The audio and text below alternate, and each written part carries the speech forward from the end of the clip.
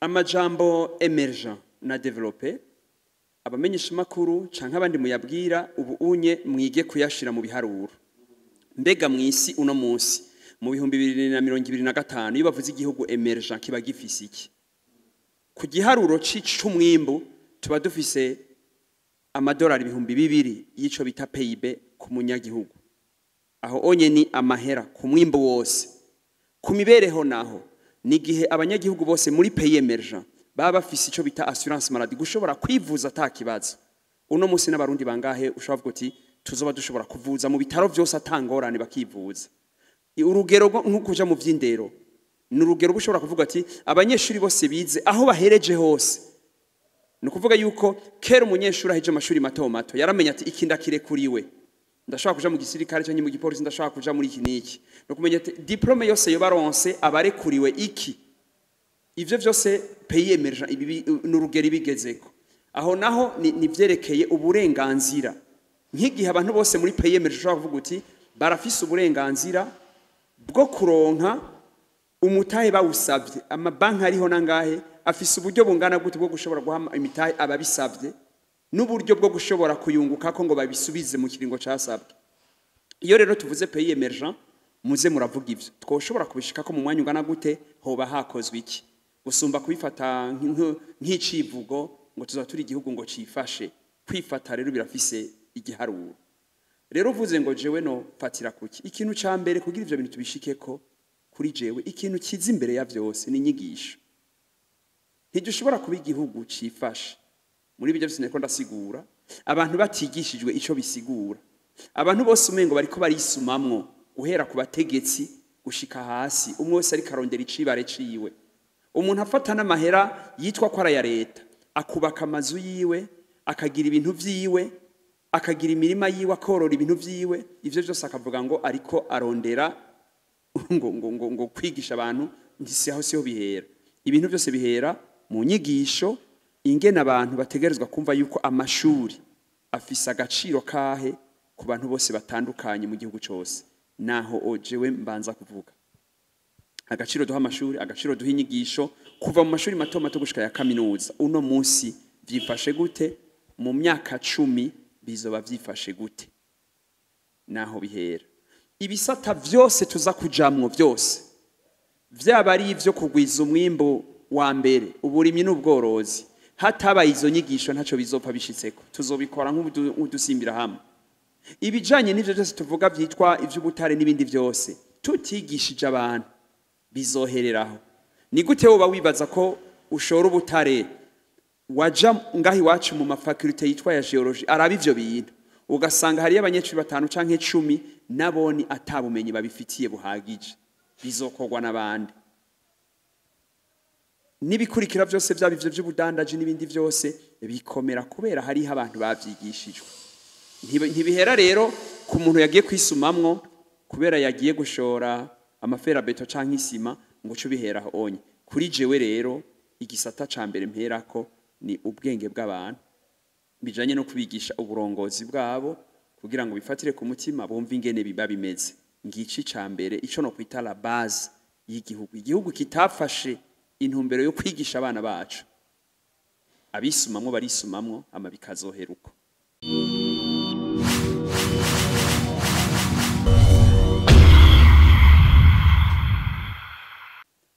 mwaramutse kandi karibu hano tusubire tuyage murakoze nibaza ko kuri twebwe muri FPI n'abandi tumaze kwigana ibijanye na politike mu gihugu umunyapolitike n'umuntu abarajwe ishinga no kwiyumvira ivyoteza imbere igihugu ciwe ingene cokorwa ingene cotunganywa niko twumva umunyapolitike ntibisigura yuko umunyapolitike ari umuntu yatowe canke yagenywe mu mabanga nta namba iyo umuntu afise uwo mutima yumva yuko arajwe ishinga n'ingene igihugu gitunganywa akarumva ko avyiga akavyigishwa kuri twebwe abari umunyapolitike niko tuba tubitahura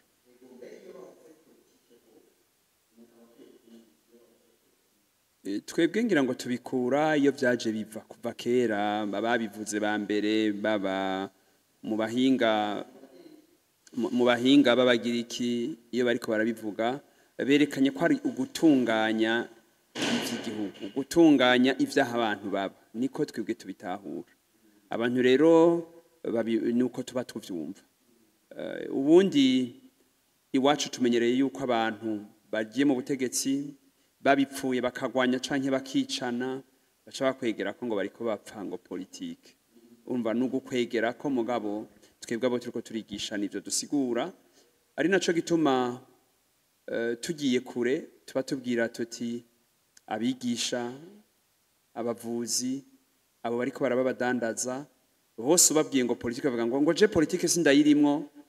bibagirwa yuko ivyo bariko barakora bitegerezwa gutunganywa na politike itameze neza ivyo bakora birapfa niko bitegerezwa gutunganywa kwiyumvira ingene abana bakura ingene bavugwa ingene biga ingene baronka aho baba ingene baronka ibibatunga ivyo nivyo bita politike nayo kuja mu migambwe abantu bakambara impuzu bakirirwa mu mabarabara behera canke baja kuririmba ivyo kuninahaza ivyo barimo ivyo ntibisa na politike na gatonya n'ubugumutsi mu bundi bwose ntaco bitandukaniyeko barafise aho babivoma iyo babona umuntu abantu babumvisha ko aranya politike bakaba bariko barababesha urumva nibisanzwe ko babifata gutyo igikorwa saho twe tukiraba twifuza ko twebwe tuvyara undi mugwi w'abantu bavuga politike badashobora kubesha bataza kurondera utwo bisumamwo ivyo rero ni twabikora umwanya muremure abandi bantu bakakura bavyumva tuzoheza tumenye uruhara rw'ivyo bintu ikintu rero imbuto itewe n'iyimera ubu imbuto turiko turasoroma irafise umwanya yatewe gushikaho ububeshi aribwo bwitiririrwa uburongozi aribwo bwitiririrwa ikimazi cyose cy'igihugu igihe rero hogira abandi bantu nabo babihindukiza bagakora neza bakavuga politike mukuri abana bo mu myaka iza bazoheza babitahure nayo ubundi imbuto itewe n'imera twe turiko dutera imbuto yacu abandi nabo batera gwabo mu myaka iza imbuto izoba yagize icimara niyo izoha ikimazi abarundi n'abandi bose mbere igihugu cyose mu mwanya ufashe ndawite nk'akarorero umwanya ndawite te canke ndawite urudomo ushaka umwanya w'ubu hariho ibintu tuba dufise mu gihugu bijanye n'ubutunzi twarigeze kuganira mu kiganiro twebwe ingene dufata ubutunzi buva ku bintu bita imyimbo ishika 5 ivyo byose uyu bifise uwokora iki kugira ngo mu mwaka ukurikira bibe vyiyongereye nk'akarorero ibice 3 canke 5 canke vyiyongera ibice 10 ako kunguko vyagize niko bita croissance économique ni iciyongereye ufise aho waruhereye kugira ngo ushike ku yindi ntambwe iyo rero ibihugu byifuza gutera imbere birihihangiro mu myaka 5 10 15 bakihihangira mu myaka 30 bakagira bati igihugu cacu cyo bakigeza aha bibandanije yuko tuba twarakoresheje ivyo dufise mu vy'ubwenge mu vy'ubuhinga mu vyo gufashanya no mu vyo no mu bihari ukavuga uti tubikoresheje byose bizotwungura iki ico rero nico citwa croissance économique chama rero kiriko kiraharurwa n'inzego zibifitiye ubuhinga n'ubumenyi bakamenya bati hakozwe ibi nibi igihugu kizokwiyongera ibice 3% canke 6 hari ibihugu bimwe bishikana ku biharuro 2 umva hejuru ya 10 bagira 11 12 bivana rero n'ingene muba mwabitunganije ivyo rero biva kuri kimwe bita gushora amahera mu bizana inyungu ahanini naho bihera ico bita mu gifaransa l'investissement public zica zinafasha ico bita investissement privé kugira ivyo byose bizane umwimbo wiyongera mu bice byose ku bintu naho rero croissance économique bayirabira ubwa mbere ngomba dubanze tunonosore tuvuge nk'ayo majambo buvuze ubwa kabiri imbere yuko nza kuja muco jewe no saba canke no hanura canke no bwiriza abantu amajambo emergeant na Developpé abamenyesha makuru canke abandi muyabwira ubu unye mwige kuyashira mu biharuro mbega mwisi uno munsi mu 2025 iyo bavuze igihugu emergeant kiba gifise iki ku giharuro c'umwimbo tuba dufise amadolari 200 yico bita PIB ku munyagihugu aho onye ni amahera ku mwimbo wose ku mibereho naho nigihe abanyagihugu bose muri pays emergent baba bafise ico bita assurance maladie gushobora kwivuza atakibazo uno munsi n'abarundi bangahe ushobora kuvuga uti tuzoba dushobora kuvuza mu bitaro byose atangorane bakivuza urugero nk'ukuja mu vy'indero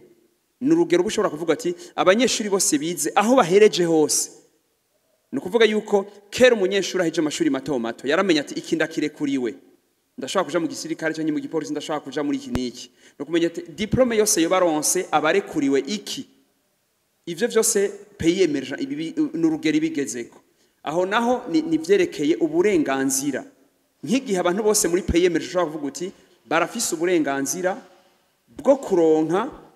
umutahe bawusabye amabanki ariho nangahe afise uburyo bungana gute bwo gushobora guha imitahe ababisabye n'uburyo bwo gushobora kuyunguka ko ngo babisubize mu kiringo casabwe iyo rero tuvuze pays emergent muze muravuga ivyo twoshobora kubishika ko mu mwanya ungana gute hoba hakozwe iki gusumba kubifata nk'icivugo ngo tuzaturi igihugu ngo cifashe kwifata rero birafise igiharuro rero uvuze ngo jewe no fatira kuki ikintu ca mbere kugira ivyo bintu tubishikeko kuri jewe ikintu kiza imbere ya vyose ni inyigisho ntidushobora kuba igihugu cifashe muri ibyo byose niko ndasigura abantu batigishijwe ico bisigura abantu bose umengo bariko barisumamwo guhera ku bategetsi gushika hasi umwe wese ari karondera icibare ciwe umuntu afata n'amahera yitwa ko ara ya leta akubaka amazu yiwe akagira ibintu vyiwe akagira imirima yiwe akorora ibintu vyiwe ivyo byose akavuga ngo ariko arondera ngo kwigisha abantu ndisiho siho bihera ibintu byose bihera mu nyigisho ingena abantu bategerezwa kumva yuko amashuri afise agaciro kahe ku bantu bose batandukanye mu gihugu cyose naho ojewe mbanza kuvuga agaciro duha amashuri agaciro duha inyigisho kuva mu mashuri mato mato gushika ya kaminuza uno munsi vyifashe gute mu myaka 10 bizoba vyifashe gute naho bihera ibisata vyose tuza kujamwo vyose vyaba ari ivyo kugwiza umwimbo wa mbere uburimyi n'ubworozi hatabaye izo nyigisho ntaco bizopfa bishitseko tuzobikora nk'udusimbira hamwe ibijanye n'ivyo byose tuvuga vyitwa ivy'ubutare n'ibindi vyose tutigishije abantu bizohereraho ni gute woba wibaza ko ushora ubutare waja ngahi wacu mu mafakulite yitwa ya geology araba ivyo bintu ugasanga hari abanyeshuri 5 canke 10 naboni atabumenyi babifitiye buhagije bizokorwa n'abandi nibikurikira byose byaba ivyo by'ubudandaji n'ibindi byose bikomera kubera hari abantu bavyigishijwe ntibihera rero ku muntu yagiye kwisumamwo kubera yagiye gushora amafera beto canke isima ngo cyo bihera onye kuri jewe rero igisata ca mbere mperako ni ubwenge bw'abantu bijanye no kubigisha uburongozi bwabo kugira ngo bifatire ku mutima bumve ingene biba bimeze ngici ca mbere ico no kwita la base y'igihugu igihugu kitafashe intumbero yo kwigisha abana bacu abisumamwo barisumamwo ama bikazoheruko aho nyenere tukiriko turabandanya wari kuravuga ku gisata c'ubutare uno munsi tumaze imisi tubona dushora ubutare butari buke twovuga ko butari buke kuko zimaze kubikontenere zirenga zibiri burya sibuke mbega hibijya rero mwe iyo mubonye ubutari buriko burashoka kujya ejo bundi nabonye n'abantu baterwa nyakumbuga ngurukana bumenyi bati idolari ryamanutse igitoro cabonetse kubera twatangwe gushora ubutare mwebwe rero nka Francis Rohero canke muri FPI murabibona gute ubwa mbere sindavuga ku gisata c'ubutare nari mvuze muri vyinshi ingene bikurikirana mugabo mu by'ibihugu gushora no kunguka nta sano bifitaniye ni bikorwa bibiri bitandukanye hari ibikorwa mu isi bishora peteroli bishora ubutare bishora iki mugabo byagowe cyane gose ikibazo nyamukuru ni ababitunganya bafise intumbero yo kubishitsahe uvuze ngo amakamyo yivu yagiye he yagiye mu mahinguriro y'ikindi gihugu tutazi hari ubuntu bungana iki ubwenge bungana iki n'ububasha bw'amasezerano butuma tumenya ko tuzokunguka uburundi si ubwa mbere bushoye ubutare uburundi bwahora bushora ubutare bahora bamaberekana mu mahera ya leta ko hazokwinjira amahera ngana uko y'ubutare ku mwaka ni kenshi batubwiye ko hinjiye ubusa ikibazo rero kuri jewe si ugushora ubutare ni kumenya ikizokwinjira kivuye muri ivyo rero bizova ku bintu ngira ngo bitatu n'umutima w'abariko barabikora kugira ngo bashitse mu kuri ni ubwenge bw'abariko barabijana mu mahinguriro kugira ngo bikogwe mu kuri, ni na cane cane ikimazi c'amasezerano bagirana hagati y'ivyo bihugu kugira ngo Uburundi ntibubitakaze. Ivyo bintu bitatu bitarimwo, gushora kuzokwama rugwitwa gushora, ugukena naho kuzokwama kwitwa gukena, kuko ibihugu mw'isi bifise ubutare sivyo bitunze gusumvya ibindi. Kuvuga bitanguye ibihugu biteye imbere ni bifise abantu bafise umutima n'ubwenge kurusha ibindi, nivyo bitera imbere. Kuri jewe rero mu mezi 5 canke 6 tugira ikiganiro umbwira uti bwa butare bwashoka hinjiye mwiki, ico gihe rero nzoheza mvuge mfise ibiharuro bifise akamazi. Ariko abantu benshi baravuga yuko bwa mbere dushora ubutare, abantu benshi baravuga yuko ubu ngo igitoro cabonetse n'idolari rirapunguka agaciro kubera ubutare twashoboye. Muvuze benshi mu bamushatse kuvuga ibivugirwa ku mbuga ngurukana bumenyi. Ubu unye tuvuye ngangiye kuri station oro nk'igitoro. Abo sinzi kuko nta modoka mfise nja kunwesha, ariko gusa ku mbuga ngurukana bumenyi nibaza ko araho ikibazo kiba kiri. Jewe ubutwe nawe twicaye i Burundi kandi turi mu gisagara ca Bujumbura turicaye. No kuvuga yuko ibivugwa haba urazi ko bavuga badatorerana, hari abavuga kugira ngo batukane bavuga ibisokoro ku bandi. Jewe sico kibazo ndiko navuga. Kugira ngo tuvuge ikibazo c'igitoro cyo bari kindi canke c'ubutare n'ikindi, mugana ariko ndagusigurira muri mu bifatwa gushora ikintu no kukironka kw'inyungu biratandukanye. Umugabo mu gitondo arashobora kuvyuka akabwira umugore ati impene ndayitwaye ku isoko, umugore ababibona ko ari impene igiye. Hageze ku mugoroba umugore akarindira ko umugabo ataha ntamubone, akarindira ko hari ico amarira abana bigahereraho. Gushora rero ikintu mu isoko no kuzana inyungu mu muryango ni ibintu bibiri bidasa. Niho nariko ndagufatira no mu bihugu gushora ubutare, gushora ivyimbuka mu gihugu ni ikintu gikomeye kiba cakozwe, me kuronka icinjira mu gihugu ni kindi gikorwa kirukwacu gihabwa amanota ukwacu. Rero je sinshobora kuza kuratira abantu ngo ndiko ndashora ntashobora kwerekana ibiriko birinjira. Igikorwa nyamukuru naho na cane cane ko nakweretse ko tumaze imyaka itari mike muri iki gihugu. Kuva kera Uburundi bwarashora ubutare kandi bama bavyerekana mu mahera ya leta, bati turizeye ko umwaka hazo kwinjira miliyaridi zingana uku, umwaka ugahera batubwira yuko hinjiye ubusa. Ivyo ni biharuro bihora bivugwa. Muga twizera ko no mwaka kameme kubu byashotse ku mugaragaro tubona. Mbeshejweho n'icizere, mbeshejweho n'ikibya cakozwe. Francis Rohero rero hariho ikindi kintu abantu bamye batubaza kenshi batubwira bati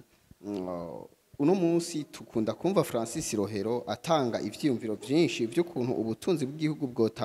bwotunganywa neza kugira ngo Uburundi butere imbere vyoroshe. Ntituzi yuko izo nama zoba zishikira abantu azigira canke vyoba bihera mu nzira canke ku marezo sosio. Mugabo turashaka mutubarize eske ivyo avuga harahamaze kubona bigira impact. Ubwa mbere hari ico no kwita amahigwe y'iki gihe. Amahigwe y'iki gihe ni ukubona twararonse internet, ugasanga abakiri bato benshi murakora nk'ibinyamakuru bija byikibiriraho, amakuru dushikiriza mushikiriza agashikira abantu benshi. N'amahigwe ya kino gihe. Abanyapolitike bafise ivyo bavuga vy'agaciro mw'isi bamyeho, ntivyamye bivugwa mu maradiyo. Ko rero ndabivuga ni kimwe, ko bishikira abo bitegeza gushikira ni kindi. Ivyo sije ndabigenga. Mugabo burya abafata ingingo mu gihugu bafise ahantu henshi bashobora kuvoma ubwenge, henshi cyane. Hari ibintu vyanditswe mu mabiblioteke, hari ibintu bishikirizwa mu isi yose by'ubwenge. Abarongozi rero ntibobura aho babivoma. Jewe rero sindabishikiriza kugira ngo nihutire kumva ngo bavyumvise ngo nibabikore. Uwo si wo muhamagaro wanje. Namahigwe mba nahawe kubera mushika nko ngaha, ivyo mvuze umwana w'i Burundi agashobora kuvyumva. Agize ico bimumarira ni vyiza. Nayo twebwe nk'umugambwe FPI turi ku gikorwa cyo kwigisha abarundi kugira ngo ejo natwe bishitse tukagira aho tugera, tuze tugira ico tumarira kino gihugu. Nguyu muhamagaro wacu. Nayo abo twumva bakabifata neza canke bakabifata nabi, washaka ahubwo bakabifata nk'ubwansi, ivyo byose ntaco bihindura, nibisanzwe. Kuri twebwe rero umuntu abaza ngo mbega bishikahe, ahubwo nanje ikibazo nobaza ni wewe wavyumvise, hari ico vyakumariye, uri kurakura mbegejo wosanga uri mu bagenwa mu batowe wobikoze iki ngici kibazo nyamukuru kubera ubu bwenge twe dushikiriza ni kamwe mu bintu byinshi cyane ku isi umuntu ashobora kuvoma mu bwenge kuva turi mu mashuri mato umuntu yamari karavoma ubwo bwenge avoma ni kugira bukoreshe mu kibano mu migwi y'abantu canke mu bihugu aho hose rero naho mpagarara tuko twigisha nkuko bibavuga bati seme à tout vent tubikora twigisha aya mahigwe yuko bishikira benshi ni meza muri kino gihe mugabo abandi atacu babikojeje twebwe tukagira imana bo twigisha bakakura bazobikoresha ejo canke hirya ejo hama Francis uri umunyepolitike mbega wewe nk'umunyepolitike nyuma yo kubona ivyabereye aho mu gihugu kibanyi ca Tanzania bijya bintu wewe nk'umunyepolitike biraguha ikiguki muvuzi vyabaye mu bamushatse donc muri Tanzania harabaye amatora mugabanyagihugu bamwe baravyanka abandi baravyemera bamwe bihereza amabarabara gushika yaho n'umupresident waho arahira ku nguvu abanyagihugu batavyemera mugana baravuga ati jewe kome tuvuge nka seni ya hariya basi umugwi ujejwe gutunganya amatora muri Tanzania uravuga uti twebwe twabonye ko president yatsinze ku bice hafi 97% atekerezwa kurahira aragiye ararahira mugabanyagihugu bo ntibahagaritse imigumuko no musisi nagiye ku mbuga ngurukana umenye ndabaho bigeze mugabo avantiere nayo namye mbona hose ko abanyagihugu baguma bakoma induru titwe ntituzotwagwa n'umuntu tudashaka mbega inyuma yo kubona bijyawe nk'umunyepolitike murahakurikirwa nyabaki cankwe commentaire yawe ni si muri Tanzania gusa muri isi muri Afrika n'ahandi henshi hariho abantu kutumvikana kukugene intwaro zijaho ingene zisubirirwa abahari kenshi ntibashaka kuhava abashaka kuhaja nabo bashaka gukoresha ingimba abanyagihugu nabo baba bifuza bimwe mu byo bifuza uko bavyifuza ivyo byose ni ibintu biba kubera kimwe n'amamvuga ingene abanyapolitike bitunganya n'ingene bigisha abantu babo ivyo byose ntibikorwa bihagije no kuvuga yuko abantu bose bibaza yuko ico baronka bakironka biciye uko bashaka atari uko byategerezwa kumera ivyo rero ntibidutangaza ni kimwe navuga imbuto zitewe nizo zimera kuri twebwe ikiba catubabaje ku bya Tanzania ni kuraba ko ari igihugu camye umengo kiratekanye mu mwanya muremure mu gihe ibihugu byose byagiye mu ngorane bigaca mu bintu bitandukanye nico cabaye igihugu gisa n'igitunganye ni kuki ubu unye bukwina bukwi gishobora kuja muri izo ngorane ivyo rero biraba abanyatanzania sahanje kuja kubabwira ico bokora mugabo mbwiye uti cigwa ndahakura ni kimwe nk'ico nkura mu byabaye mu Burundi mu 2025 canke na 2020 imisi yose abantu nibamenye ico bari kubarifuza abantu turi mu mico itandukanye hariho abanyamigambwe hariho inzego z'umutekano hariho abakozi ba leta hariho abandi bakozi bikorera ivyabo hariho abanyagihugu bari hasi abo bantu bose bateza kumva ko ibihugu barabisangiye ni gwabo igihe rero bifuza kuba barongozi batabikora mu ntumbero yose yo gufashanya no gutahuzanya tuzokwama turonka marira gusumba ko turonka amahigwe n'akanyamuneza nibaza rero yuko jewe intumbero twebwe muri FPI twafashe nyamukuru ngo nzoguma subiramwo ni ingene twigisha abantu kuba turiko turigisha no musi byo twigisha bishobora kuba taco bimaze mugabo muri kazoza inyigisho zirazana ivyamwa niko bitegerezwa kumera ni nk'umuntu yari gushobora kwibaza ati mbega mu 1930 Burundi bwari bufise umuganga mugabe igihe twari tumaze kubigisha mu nyuma abaganga barabonetse twebwe rero izo ngorane ziriko ziraba turiko turigisha abaganga mu by'ubutunzi n'ibindi byose bazoza gutuma bimera neza izi nyigisho turiko turagira nizagira aho zigera ico ntafise ni umuti wa bukwi na bukwi wo kubwira abantu ngo izi ngorane zose mufise ngo nyina ndazisogera umuti ubu nyene ico muri FPI ntaco dufise mugabe ivyo turiko turakora mu myaka 10 canke imuyiza bizogira ico bimara niko tubitahura